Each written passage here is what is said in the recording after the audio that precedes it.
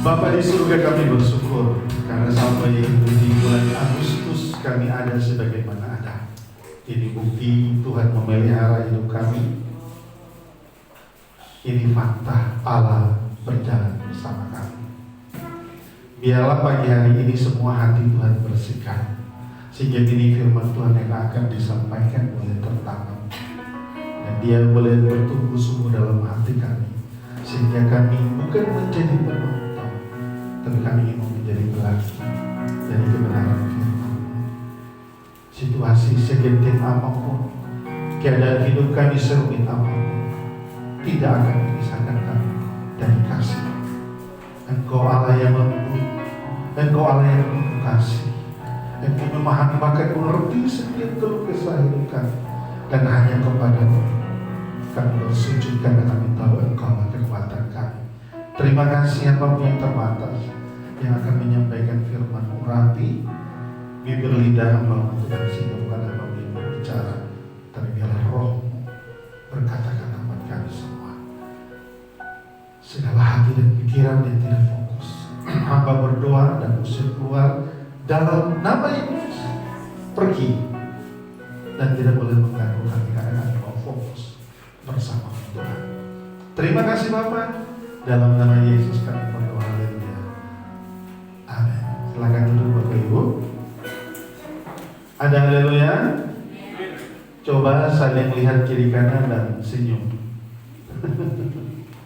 Lihat kiri kanan dan senyum ya. Amin. Ya. Senyum itu dia menambah kekuatan baru bagi hidup kita. Ya, jadi jangan engkau menutup senyumanmu, karena senyum itu dia menambah energi buat kita. Baik, mari kita buka firman Tuhan di dalam Roma pasal 8 ayat 31. Roma pasal 8 ayat 31. Kalau Bapak Ibu sudah menemukan, katakan amin. Saya bacakan buat saudara. Nggak usah panjang-panjang firman Tuhan ini, pendek-pendek aja, tapi kita dalami. Roma pasal 8 ayat 31 begini bunyi firman Allah.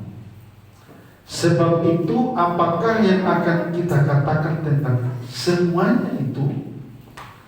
Jika Allah di pihak kita, siapakah yang akan melawan kita?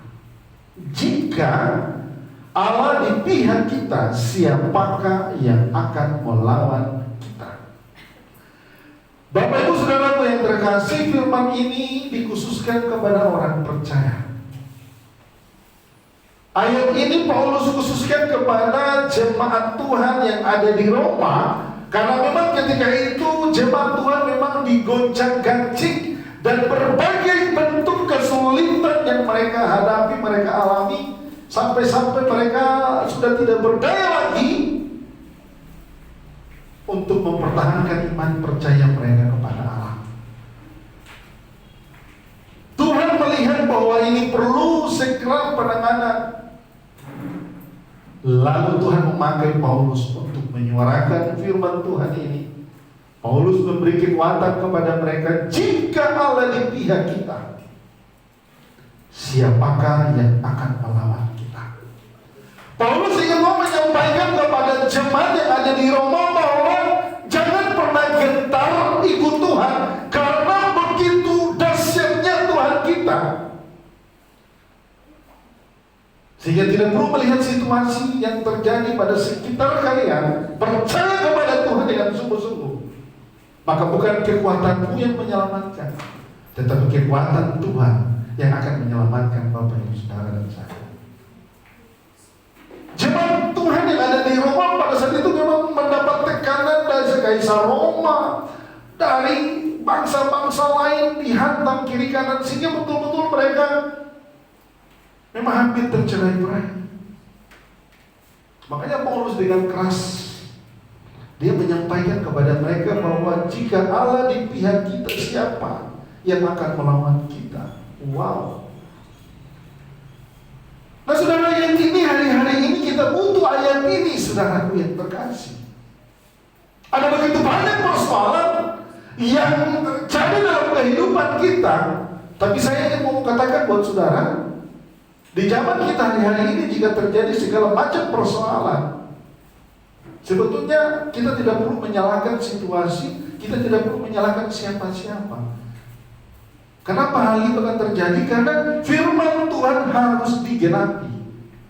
Amin. Karena firman Tuhan digenapi, saudara. Jadi jangan pernah saudara menyalahkan ketika ada tekanan, ketika ada persoalan yang menghimpit saudara. Jangan pernah kau menyalahkan suami, istri, teman, anak-anak, lingkungan di mana kau berada. Karena firman Tuhan harus digenapi.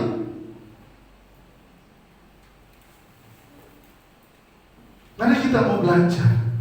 Kita mau membuka kepekaan hati kita lebih lebar, lebih dalam lagi dengan Tuhan, agar kita banyak tahu tentang firman Tuhan dalam hidup ini.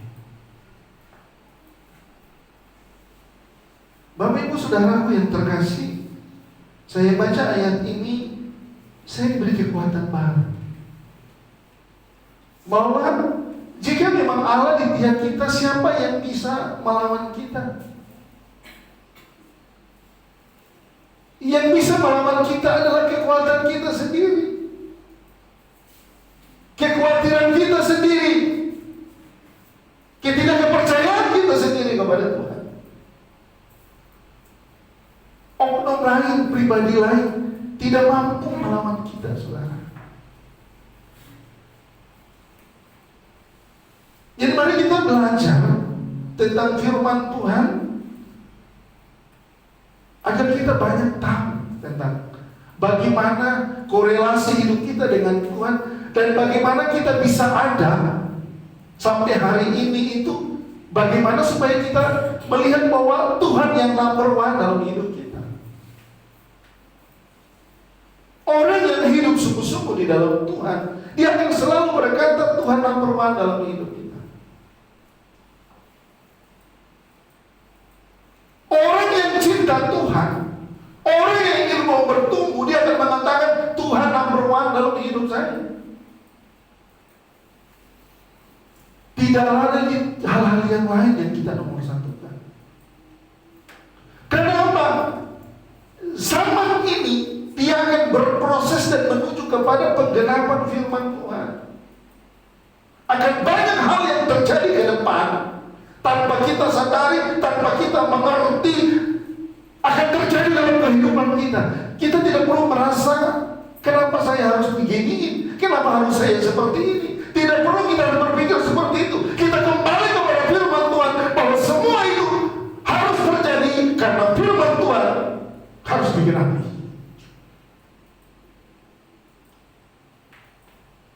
Kalau orang sudah punya tingkat pemahaman seperti itu, maka goncangan apapun tidak akan menepis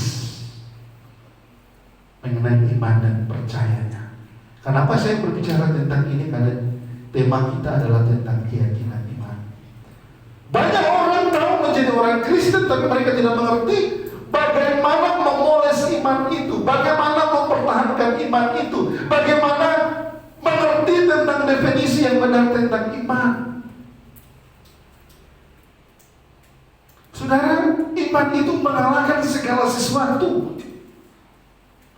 Coba saudara bisa bayangkan iman. Orang melihat engkau miskin, tapi engkau berkata aku kaya. Gila gak itu? Gila kan? Orang melihat engkau sakit, tetapi engkau berkata aku sembuh. Itu iman. Itu iman, saudara. Iman adalah hanya engkau dan Allah yang tahu. Orang lain tidak tahu. Dari siapa bukan? Itu iman. Jadi orang Kristen hari-hari ini memang harus memahami definisi iman yang benar. Karena persoalan bukan datang dari luar, kadang orang terdekat kita yang menghasilkan tentang kegoncangan iman kita dalam hidup kita. Apakah dengan hal ini kita menyalahkan dia? Tidak.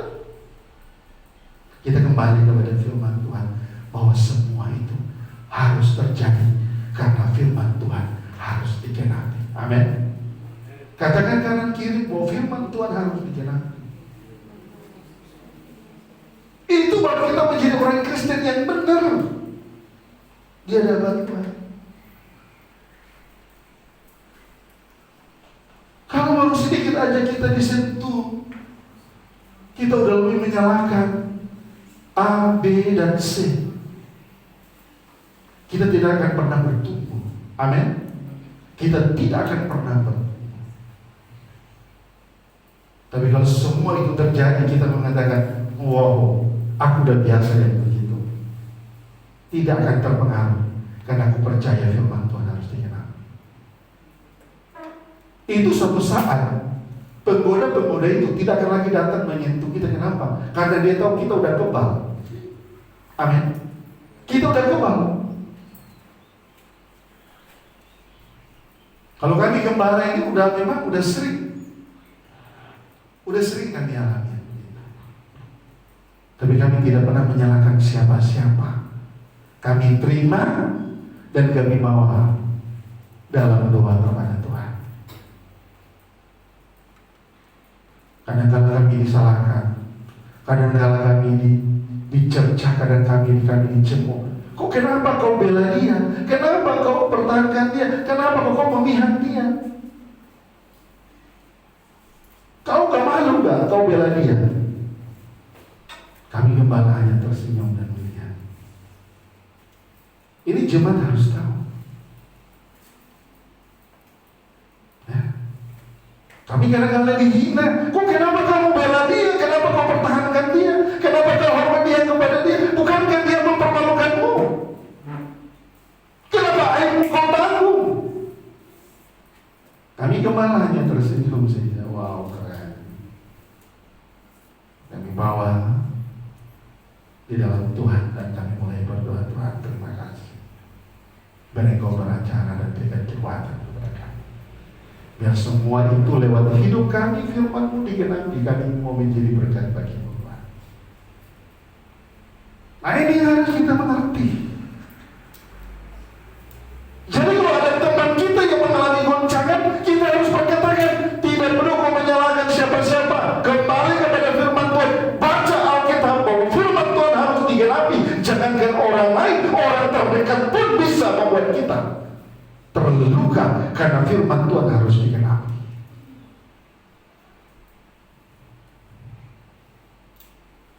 Tetapi keuntungan kita adalah jika Tuhan di pihak kita, siapa yang mau menjadi lawan? Gak ada, saudara. Gak ada. Jadi kalau kita bertumbuh iman kita sungguh-sungguh percaya kepada Tuhan, maka kita hidup bukan lagi berdasarkan kekuatan dan kemampuan kita, tetapi kita akan hidup berdasarkan anugerah dan penyertaan Tuhan. Saudara anggap bahwa hidup dalam penyertaan dan anugerah Tuhan itu adalah sesuatu kebutuhan yang rendah. Seolah kekuatan kita jauh lebih tinggi dari hidup dalam perkenanan anugerah dari Tuhan. Ini harus kita mengerti.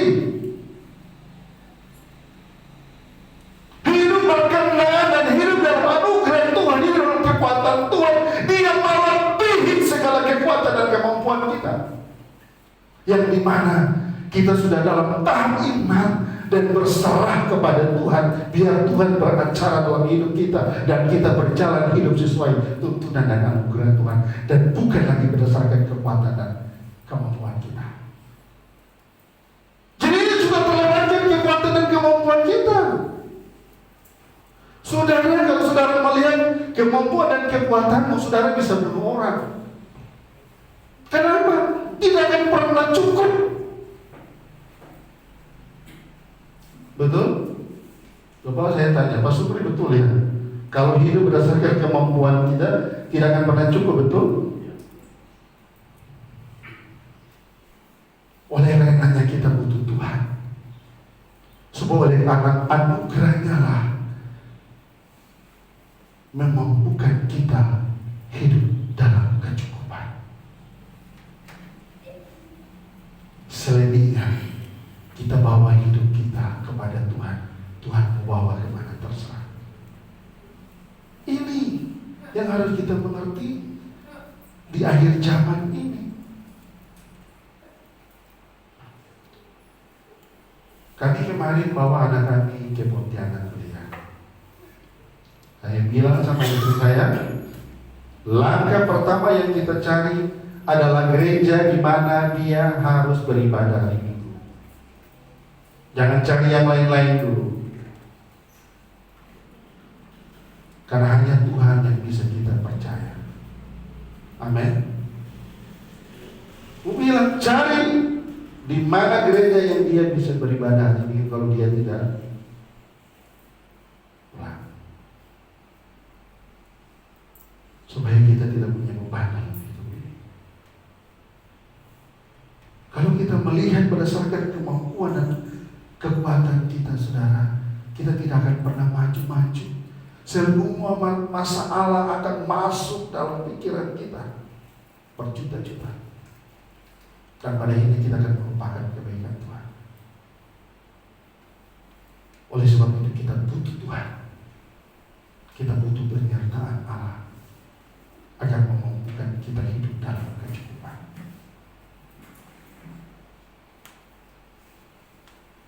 Kalau hidup kita sudah di level iman yang sesuai Tuhan gambarkan, saudara tidak perlu takut.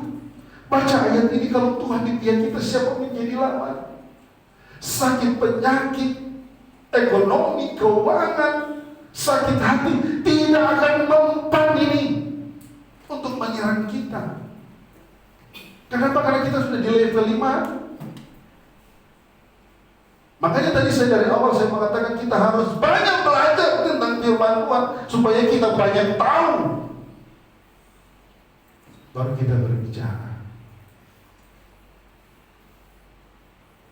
Kalau enggak, hal-hal itu akan membuat kita tidak akan pernah maju. Kita tidak akan pernah bertumbuh.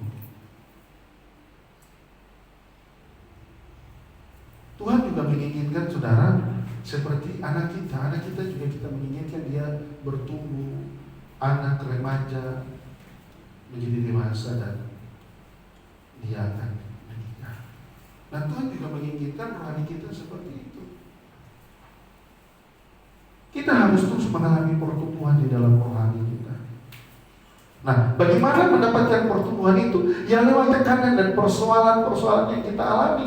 Bagaimana cara menyelesaikan persoalan itu? Makanya Paulus ini berbicara kepada jemaat khusus orang percaya kepada yang ada di Roma, bahwa kalau Tuhan di pihak kita tak perlu takut, berjalan saja.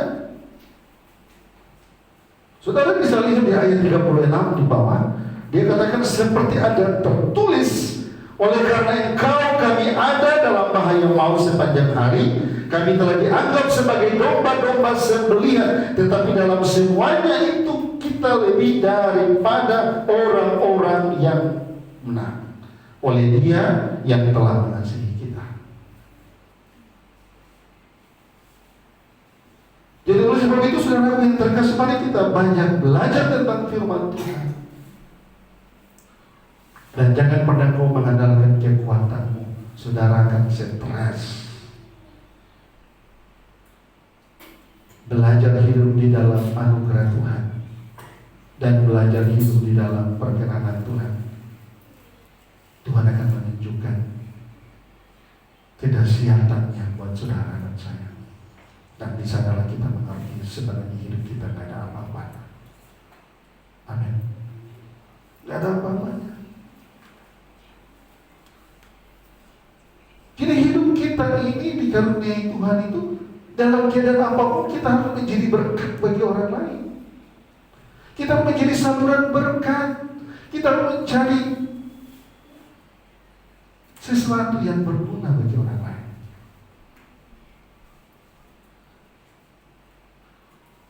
Saudara tahu,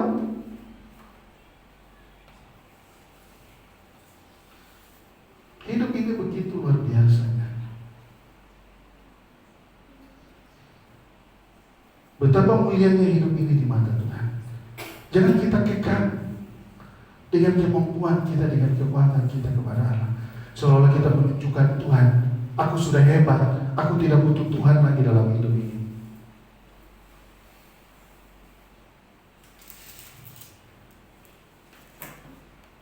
Paulus meyakinkan kepada orang percaya yang ada di Roma supaya mereka jangan takut. Sekalipun ada tekanan, sekalipun ada penganiayaan, sekalipun ada kemiskinan, jangan takut. Karena Paulus meyakinkan bahwa kita di pihak Allah. Kita di pihak Allah. Hanya sebentar saja Tuhan pakai situasi itu untuk kita bisa melihat bagaimana cara Tuhan dengan kedahsyatan yang memberkati kita. Jadi tidak perlu merasa khawatir, tidak perlu merasa takut. Ya, tidak perlu merasa takut. Supaya nama Tuhan dipermuliakan. Saya belajar membaca firman Tuhan ini luar biasa.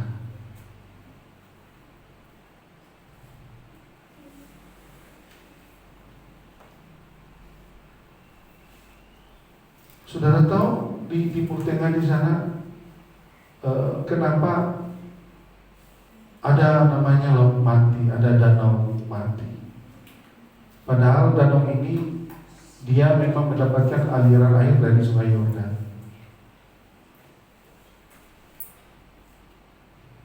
Kenapa dia kok disebut Laut Mati? Karena memang danau ini ketika dia mendapat aliran air dari Sungai Yordan, dia tidak mengaliri ke daerah-daerah lain, dia tidak mengaliri ke daerah-daerah yang lain. Dia tampung di situ sampai air itu menjadi busuk. Dan telah diteliti ketika air itu menjadi busuk, menghasilkan kadar garamnya yang begitu tinggi sehingga makhluk yang lain tidak bisa hidup di dalam itu. Lalu kenapa sungai-sungai yang lain yang mendapat aliran air dari sumber yang sama, di sana ada kehidupan, ada tumbuh-tumbuhan, ada begitu banyak hewan binatang yang ada di sana. Lalu kenapa di Laut Mati atau di Danau Mati ini tidak ada kehidupan di sana? Ini kan hal-hal yang berbeda. Dia mendapat suplai air yang sama, tapi kenapa yang satu mati, yang satu hidup?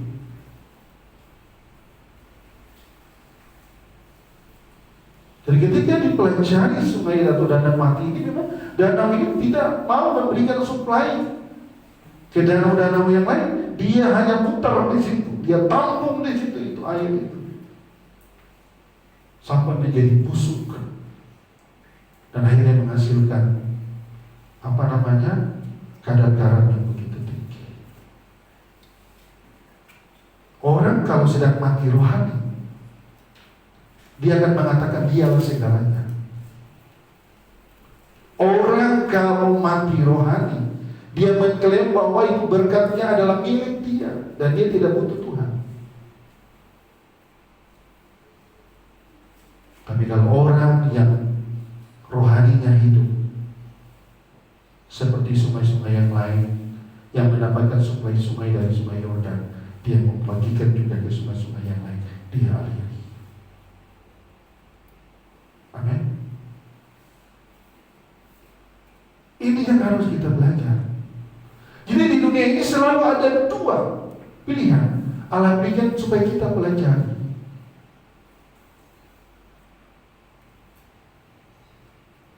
Danau mati ini, Laut Mati ini menandakan bahwa ketika orang yang mati rohani itu sulit kita yakinkan, karena dia akan muncul prinsip-prinsip yang idealis seolah-olah hanya dia yang dia miliki.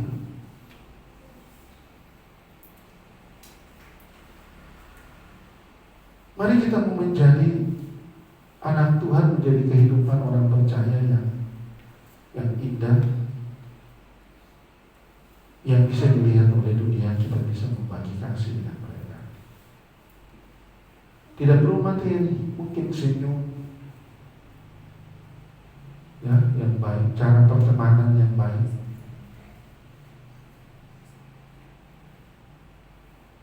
Kenapa? Karena Allah di pihak kita. Jadi dua hal yang ingin mau saya katakan pagi hari ini lewat ibadah perjamuan kudus, bahwa jika memang Allah sudah di pihak kita, maka tanggalkan prinsip hidupmu yang mengarah kepada keakuan. Tanggalkan prinsip hidup yang mengarah kepada keakuan. Yang kedua, akui bahwa hidup dalam penyertaan Tuhan itu jauh lebih mulia daripada mengandalkan kemampuan dan kekuatan kita. Amin. Jadi mari kita belajar. Jadi saya mendapatkan dua hal ini, bahwa hidup di dalam anugerah dan pertolongan Tuhan bukan sebuah konsep hidup yang murahan, saudara. Dia sudah melewati beberapa fase tingkatan hidup, yang dimana kita anggap yang paling tinggi itu kita sudah lewati, baru anugerah Tuhan itu masuk. Jadi saudara jangan menganggap bahwa hidup mengalir dalam anugerah Tuhan itu sesuatu yang semudah membalikan telapak tangan. Baca firman Tuhan. Makanya saya punya konsep di WIA Group kita, kalian baca dan tidak baca, kalian dengar dan tidak dengar, setiap subuh memang wajib kukirimkan kabar baik.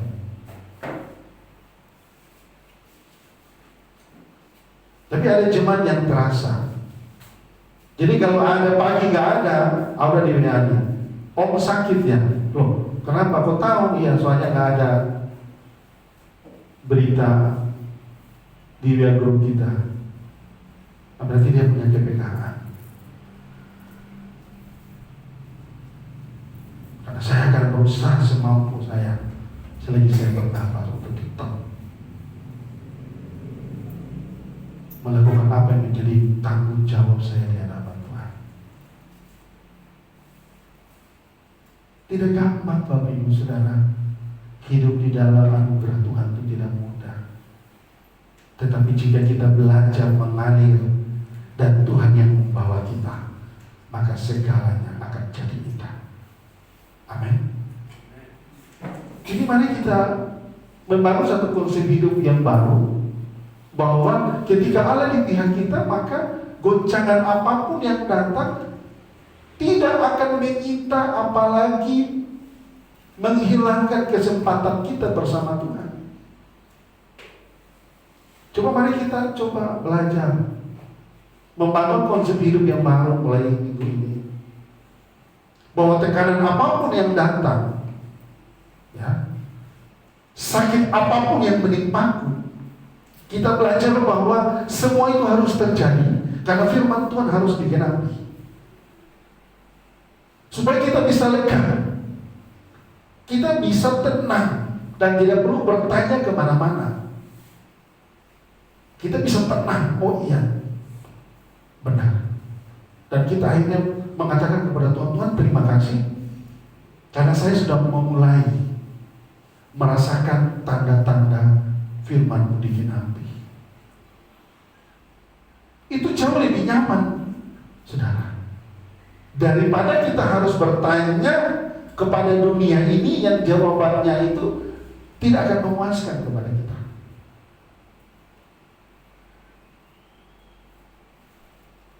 Oleh sebab itu mari, firman Tuhan pagi hari ini begitu indah.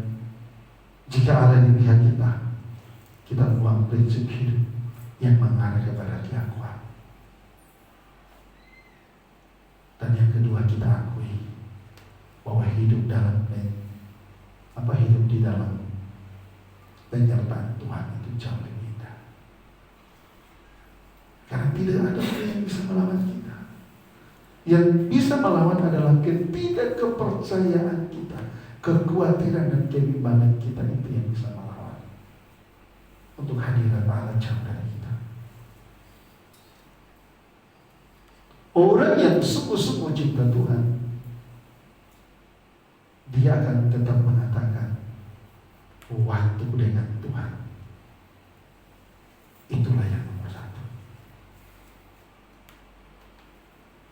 Orang yang benar-benar hidup sungguh-sungguh di dalam Tuhan, ketika ada persoalan menimpanya, dia akan berkata, tidak akan menghilangkan waktu dengan Tuhan.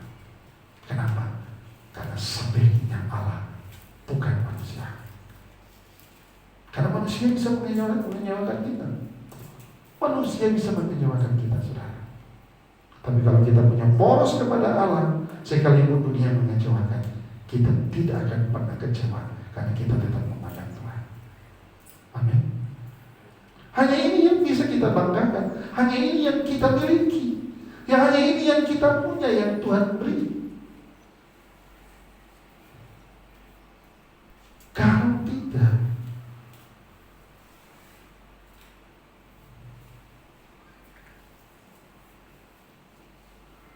apa kata firman Tuhan? Yang terkemuka akan menjadi yang terkemudian. Yang awal akan yang menjadi yang terakhir. Hanya itu pilihan.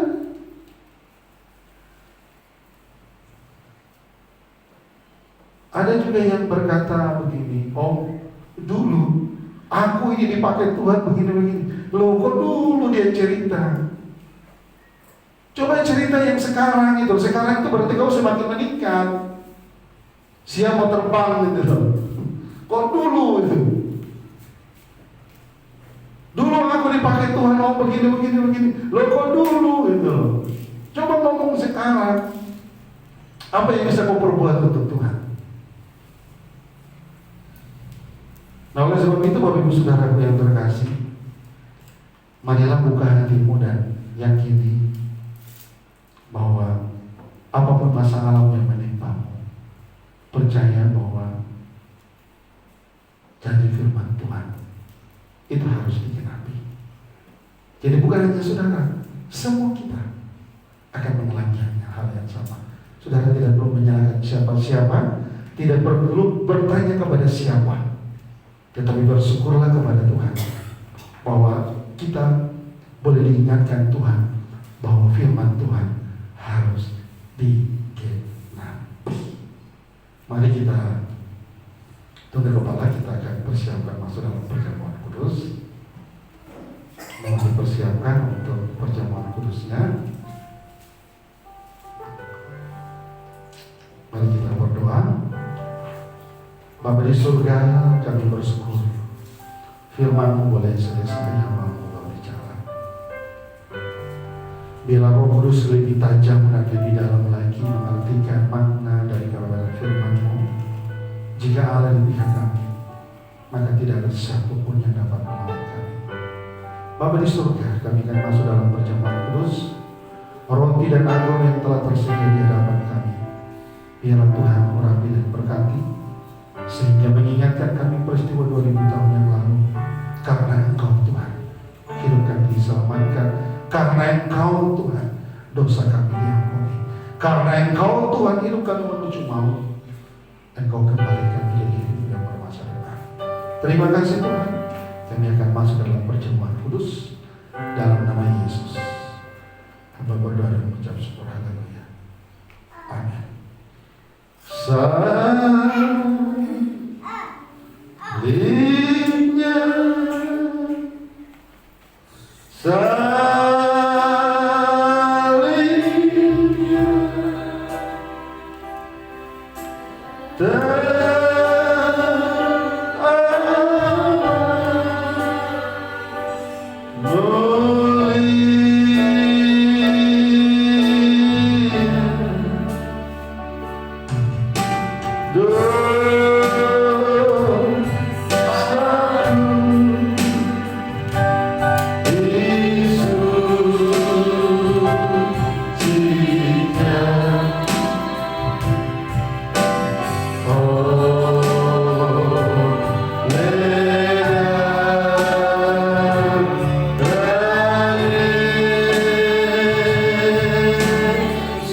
salibnya berjauh maju ke depan.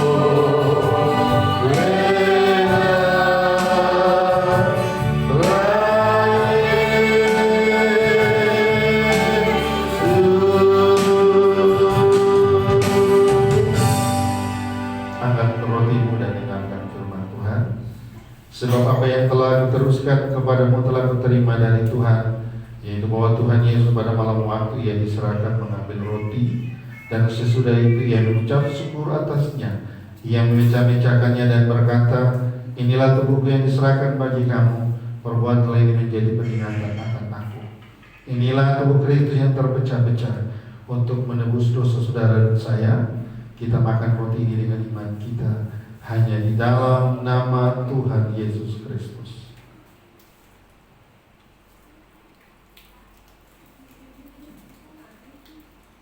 Demikian angkat cawan dan dengarkan firman Tuhan.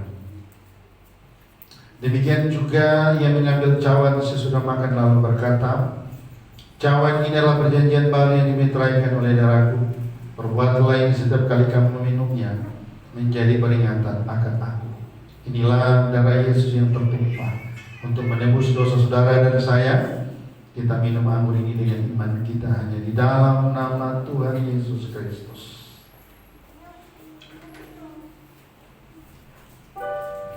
Haleluya.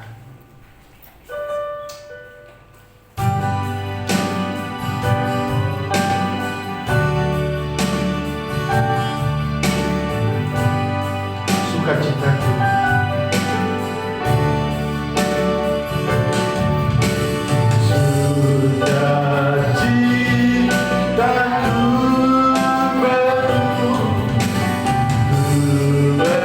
bermakmur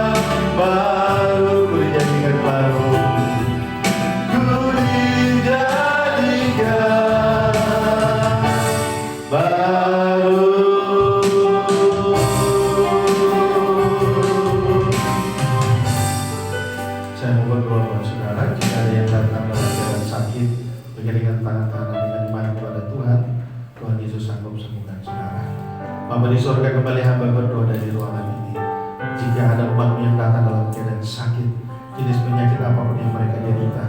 Hamba berdoa dalam nama Yesus, Tuhan sembuhkan mereka oleh bilur-bilur Tuhan Yesus. Penyakit mereka disembuhkan. Mereka boleh pulang dengan membawa sukacita karena Tuhan dahsyat dalam hidup mereka. Demikian juga hamba berdoa Elkana, ibu dari ini anaknya Butini. Apabila jika mereka masih sakit, hamba berdoa dalam nama Yesus, Tuhan sembuhkan mereka, ajari mereka mengucap syukur kepadamu Tuhan, dan biarlah pengampunan-Mu berlaku di kehidupan mereka. Hamba serahkan mereka dalam tangan kuasa-Mu dalam nama Yesus.